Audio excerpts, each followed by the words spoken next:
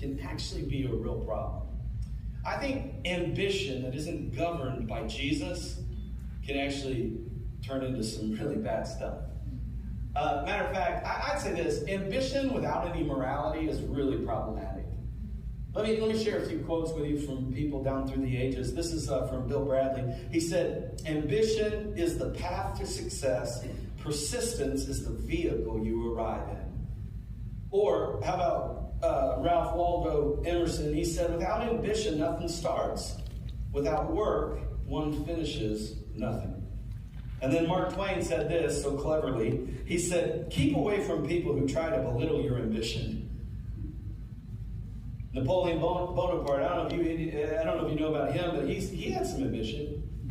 Kind of take over the world, kind of a big deal. He said, "Great ambition is the passion of great character." I don't even know what that means, but I'm not sure I agree with it. And then finally, this is unknown, but I thought it was clever. It says, "Build your own dreams or someone else will hire you to build theirs." For the entrepreneurs in the room. I think there's a lot of truth to that. But here's the problem.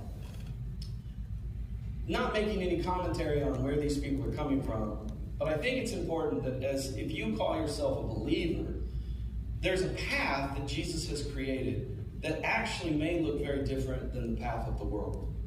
And let me say it this way. I think unchecked ambition can lead us into a trap that brings about our own demise. This trap that I was talking about, this ambition trap.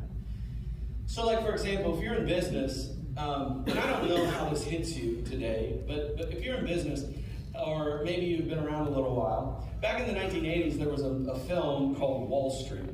Now, I don't know if you watched this, but this film was kind of a commentary on Wall Street in the 1980s and the excess that was going on in the stock market and trading and all that kind of stuff. And there was a character within that movie, his name was Gordon Gekko. And Gordon Gekko kind of became the poster child for what it meant to live this ambitious kind of life, just going after it, right? And there's this line in the film that became famous that he always used to say, and that was that greed is good. Like, that's what he would say to people, his students, his people listening to him. Greed is good. Now, I think Gordon Gekko's on one side. I think on the other side, there might be a guy named Greenleaf. And I don't know if you've ever read Greenleaf. But Greenleaf has spent most of his life writing about a different type of leadership. Not that kind of leadership, like Gordon Gekko leadership, but a different kind of leadership.